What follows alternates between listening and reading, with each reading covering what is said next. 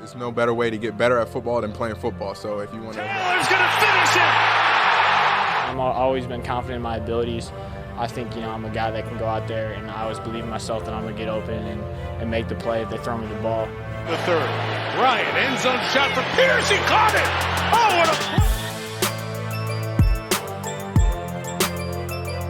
Hello, everyone, and welcome to the Colts Cast, part of the Pigskin Podcast Network. We are here to talk about everything and anything Indianapolis Colts. My name is Eric Smith, co-host of the Colts Cast. Alongside me, as always, I have co-host Jamal Lawrence here. Yo. Please be sure to follow us on social media. Our Twitter handle is @thecoltscast, and our Instagram is @coltscast.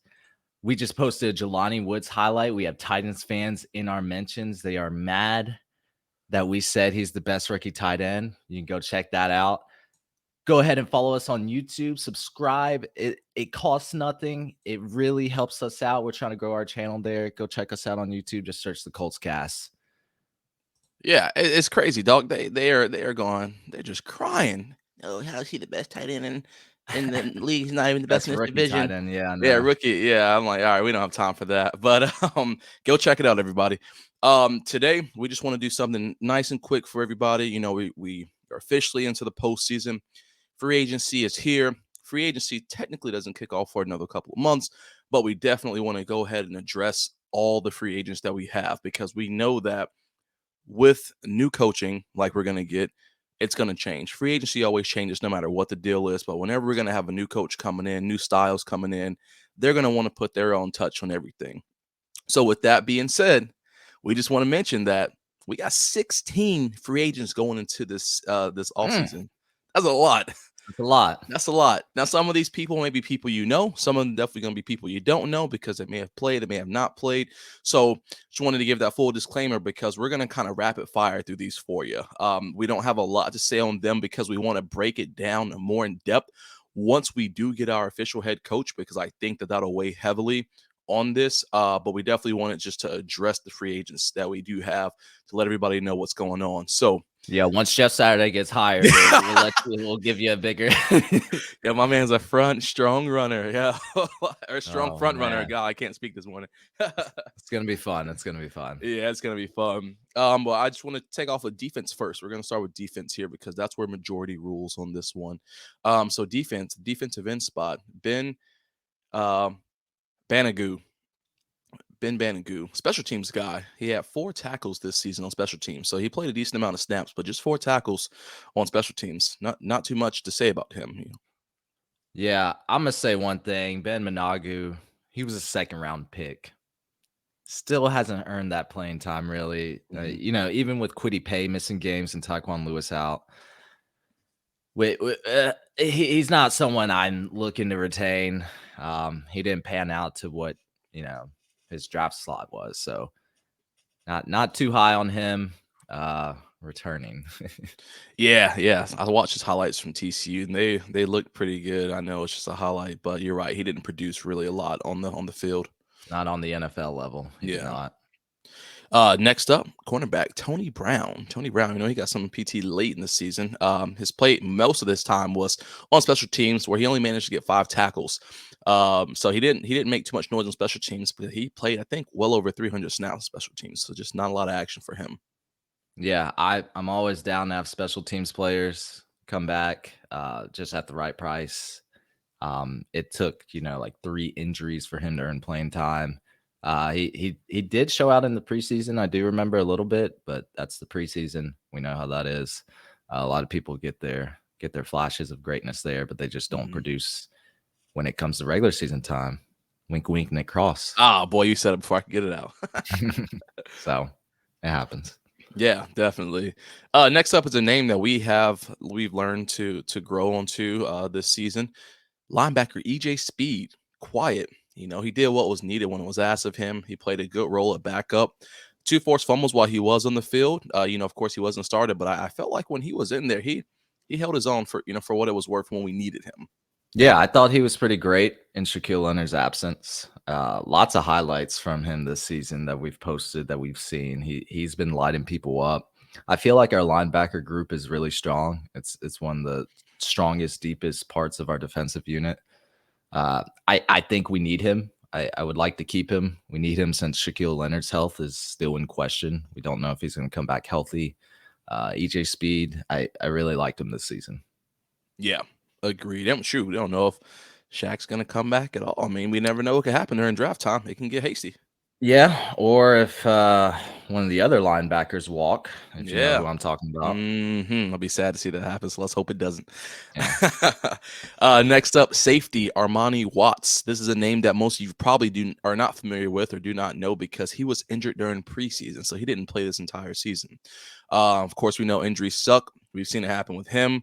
I forgot our other tight end who went down at the beginning of the season. Andrew Okereke. Ogletree, that's right, Ogletree. As well as Rigoberto Sanchez. We talked about him just on the last episode. So preseason injuries, they are devastating. So we don't know how to play out for Armani. He may not make it. He may make it.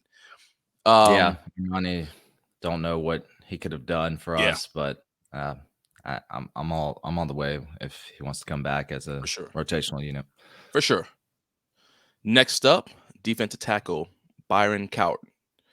Backup. Just not a lot of playing time for him. We had a lot of depth, I felt like, at the defensive tackle spot between, well, I shouldn't say a lot of depth, but I should say that really Grover and D-Buck got most of those snaps at the defensive tackle spot. So not a lot of people get a chance to come in and play when you got two guys like that producing all season. It was a great season for D-Buck and a great season for Grover as well. So I'm not kind of surprised that Byron didn't get in there and get a lot of playing time this year. Yeah, I'd have to agree, especially when we talk about some of these other players on the D-line. Like I was just saying earlier, Ben Banogu, he didn't really get much playing time. Wasn't really a lot of rotation going on in there for our defensive line, even with injuries. It's kind of strange, but yeah. Yeah, definitely. I guess Bradley defense rotation, man. Cornerback. Brandon Faison. It's your boy, Eric. That's my boy? It's your boy, ain't it? That's Gus Bradley's boy. That's Gus Bradley's favorite. We always wondered how Faison was always getting reps over Isaiah Rodgers. Fans were noticing that, and they noticed that, I thought, with his ability to tackle. I've always been concerned about that. Him and Julian Blackman as well. They missed a lot of tackles this year. Faison clearly, because anytime he had an opportunity to make a play in the open field, he whiffed. He whiffed a lot. Colts fans notice. Oh, yeah. I'm not too high on keeping him. Gus Bradley might have another opinion on that, but I think we can find someone else. Agreed. But before we find someone else, let me tell you about our partner, DraftKings. The NFL playoff action continues. We're one step closer to Super Bowl 57, and for the NFL divisional round, check out DraftKings Sportsbook, official sports betting partner of the NFL. New customers can bet just $5 to get $200 in free bets instantly. That's all new and existing customers can take a shot at even a bigger payout as well with DraftKings stepped up same game parlays. Boost your NFL winnings with each leg. You add up to 100%. I might have to check that out for the games tonight. Oh, you better believe I'm checking out tonight. Chiefs, Jaguars. You think Jaguars could? Nah. It's gonna be good. Nah, I think Chiefs got next. The Chiefs got next. Just know there are gonna be some good boosters out there on DraftKings. So I'm gonna be in there. I'm gonna be looking. There will be. Download the DraftKings Sportsbook app and use code TPPN. New customers can bet $5 on the NFL divisional round and get $200 in free bets instantly. What are you waiting for? Only at DraftKings Sportsbook with code TPPN. Minimum age and eligibility restrictions apply. See show notes for details. Good deal. Defensive lineman Tyquan Lewis, another one. Not a lot of PT. Didn't do too much while he was out there this season for us either. So, well, I thought so when he's healthy, he plays well. But I've always said availability is the best ability. So 2 ruptured patella tendons, back-to-back years. Like I don't know about this one, man. Like I said, he did play well, but he just couldn't play all the time. Can we count on him to stay healthy going forward with 2 knee injuries? Same 2 knee injuries and both legs. So I don't know if he can play at that same level like he did before the injuries. Yeah, I don't. I would like to venture to say no. I hate to talk down, especially on injuries. But history has proven itself that most times, especially when you get them like that, two of them, both legs, then it's not good. It's not good. So Yeah, I'm a little worried, and I I feel for Taekwon Lewis, but yeah. those knees, that's the most that joint takes the most pressure, takes the most Mhm. pain. I want to say it's the biggest joint in the body. It's definitely the most pressure joint. So anyway, yeah, that's how I Yeah. feel. No, yeah. And moving right on to the next one, a safety, Rodney McLeod Jr. I mean, he stepped up for us as a vet when we needed him. Well, we got him from the Eagles. He's a free agent. We got him from the Hmm. Eagles. And it was funny because the guy you mentioned earlier by the name of Cross Common Nick was supposed to be that guy off the preseason. So I remember we even talked about, we said, wow, Nick Cross is going to be starting over Rodney McLeod Jr. We're not worried about anything. He got the first 3 starts, and then against KC, You said that. right? You had already ordered your jersey. You had to call and cancel it. That's crazy. Man, ordered the NFL a Nike Elite jersey, boy. Yeah, I was Nah. thinking about getting Nick Cross jersey. I thought he was going to be a defensive standout this year, but Rodney McLeod, Yeah. he's going to be 33 Mhm. years old next season. Ended up outplaying Nick Cross. Probably has been our best safety back there, if we're being completely honest. Two Consistent. interceptions, 8 passes defended. He's been a leader back there in that secondary.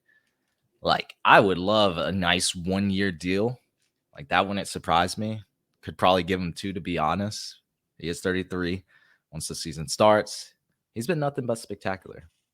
Yeah, I agree. He's been exactly what we needed him to be. When we think of a veteran player coming in for us, that's what I want. That's who I need to Mhm. see out there, kind of teaching the young guys what to do, and not only teaching them, but can take the game in his hands when he needs to. Because I mean, he showed us he could do it this year. So Yeah, career definitely would like to numbers. see him. Yeah, for sure. Next up, speaking of career numbers, this is a guy who has been a silent sleeper all season. And it's crazy because he didn't make a lot of noise. His numbers say a little bit, but he didn't make a lot of noise. Defensive end Yannick Ngakoue, Yee. sack leader for us with 9.5 total. Total. He led the team for us. But I felt like he was very quiet, man. He was productive in the sack game for us, but he was very quiet overall. Like when I think of these players getting 8, 9, 10 sacks, you're just thinking game after game after game. And I just felt like when he got his, there were some games he had 2, some games he had 3, and it was just Yannick with a sack. There was no excitement. There's not that Joey Bosa just got a sack. You know what I mean? It was I know they're not the same player. I'm not comparing them, but just saying that like Yannick, when he would go games, and like I mean, I think what episode we even talked about it. I was like, I don't even know how many sacks he had. And at that point, he had already had like 7.5 or 8, and I had no idea just because it wasn't making a lot of noise, which I'm not mad about, but it's been interesting. Our offense has made a lot of bad noise, so Yeah. we're always talking about them. We've been forgetting how well our defense played this season in contrast. But to keep Unique or to not keep Unique, how do you feel about that? That's tough. I That's like the to think question. that Gus would want to keep him. I mean, he's been in the system since Jacksonville, Las Vegas, and now here. I would think he would Yeah. want to keep him.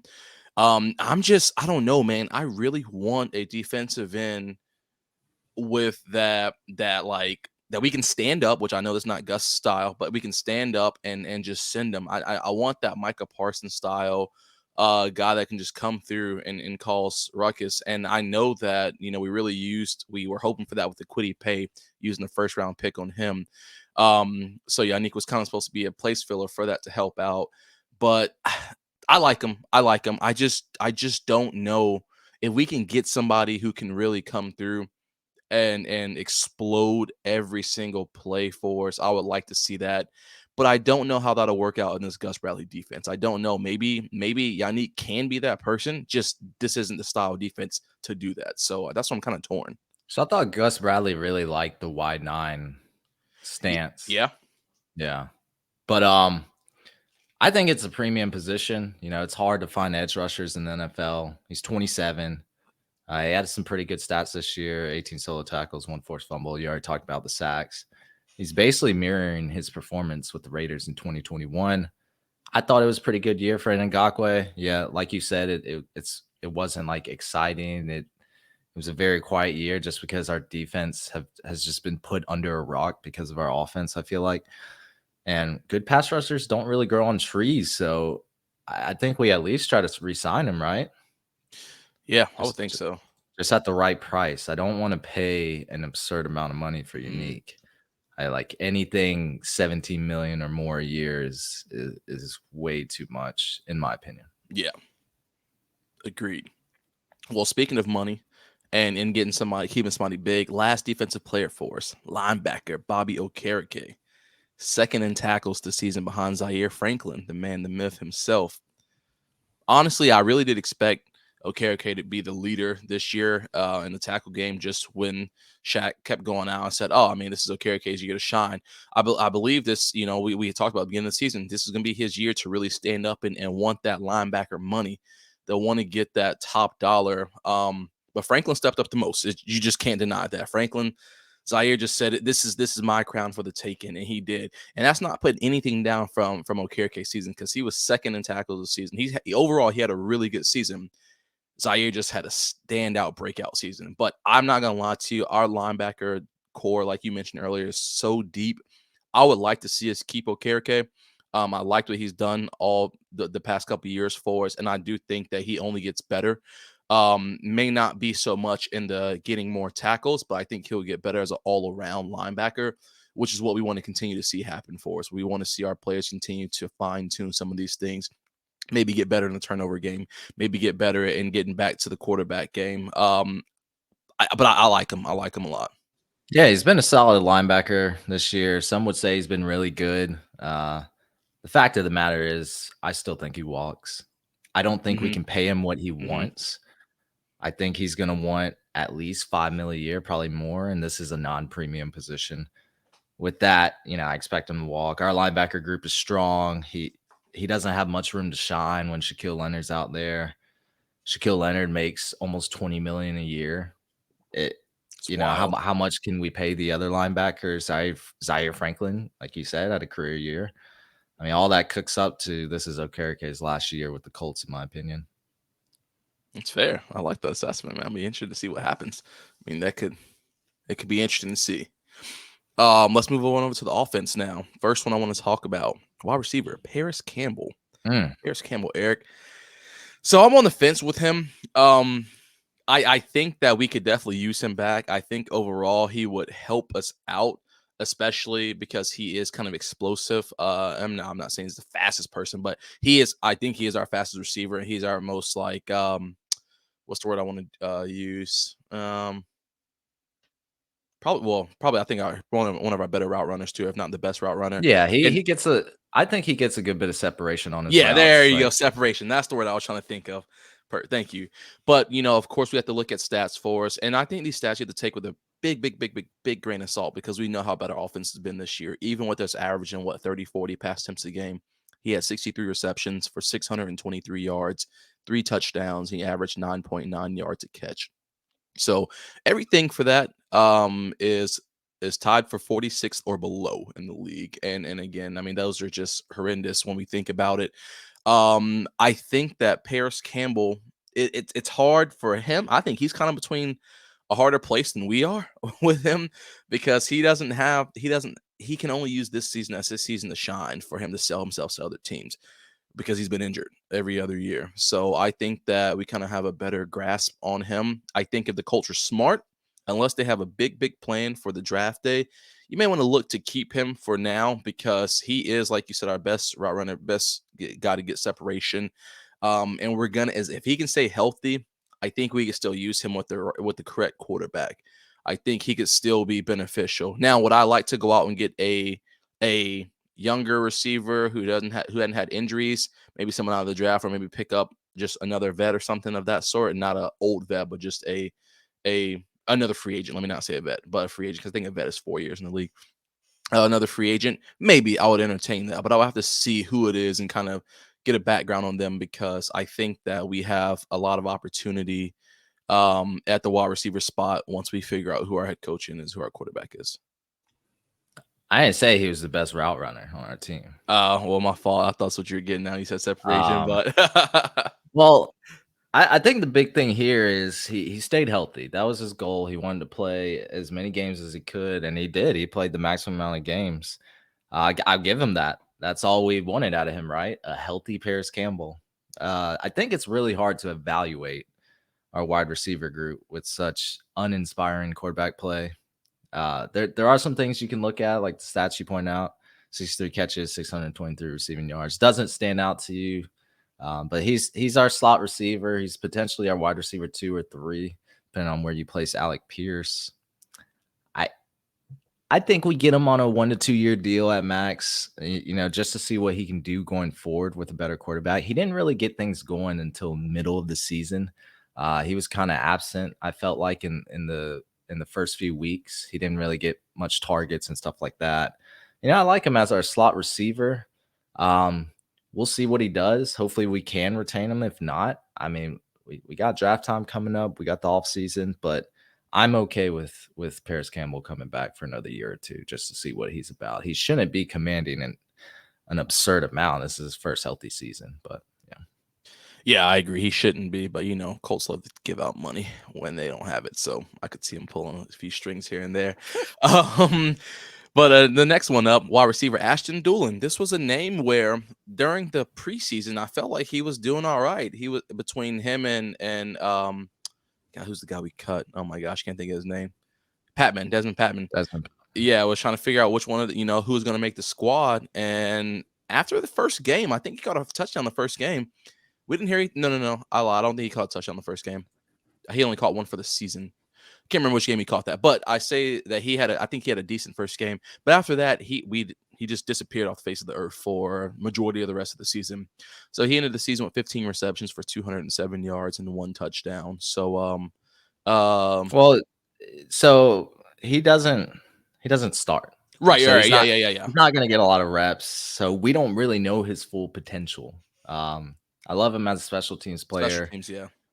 He was good for that in 2021. Like the game he did start week 2, Jacksonville, he had a pretty good game. He had a really good game that game. And we all remember that play where he cooked Trayvon Diggs on that double move. Like, I don't know. I think we should retain him as a depth player, especially if we have some injuries pop up on our wide receiver group. It's just, I mean, he's an insurance policy. He seems pretty good to me. Yeah, agreed. All right, last 2 players for offense. Both are offensive linemen. I'm not going to go into super long depth about this one because we're keeping it short and sweet. But the first one is tackle Dennis Kelly. I think we picked him up from, Tennessee Titans. Yeah, vet lineman we brought him in, and I think for what it's worth, he did his job. He definitely made us a little better on the offensive line because he came in the back half of the season. We needed a vet. We needed somebody else who had some experience on the defensive line to come in and help us out. So Dennis Kelly came over, and he did enough for us. I'm not mad about his play. I don't want to really retain any free agent linemen that we have. I want to go out and just get new ones, or not new ones, but get let's take our time in the free agency. If we're gonna get a free agent 1, we're gonna pick up a free agent 1. Let us take our time and figure out who we need and what will be the best pieces of the puzzle, because we can't repeat what we had going on this year. Yeah, Dennis Kelly is just meh to me. Like, I do think we need some offensive line depth. I don't believe he's starter material. No. He's too inconsistent. I mean, he played well in a few games, played bad in others.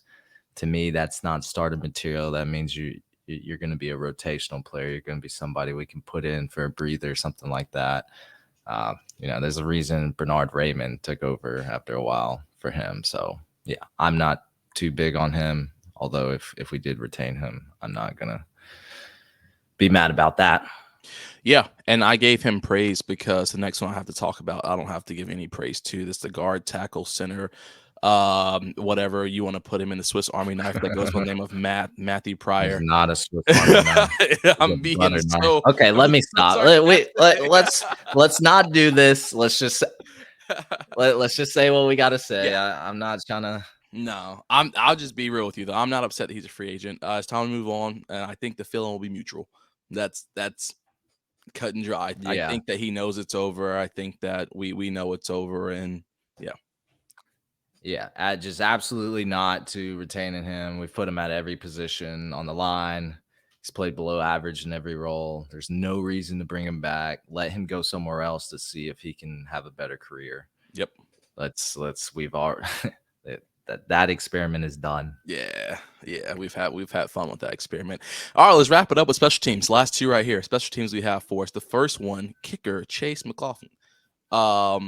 He's been, I mean, Eric, I think it's safe to say he's been automatic for us this season. Automatic Coughlin. A big mistake if we let him go, especially after the horrible start with Blankenship and Verity.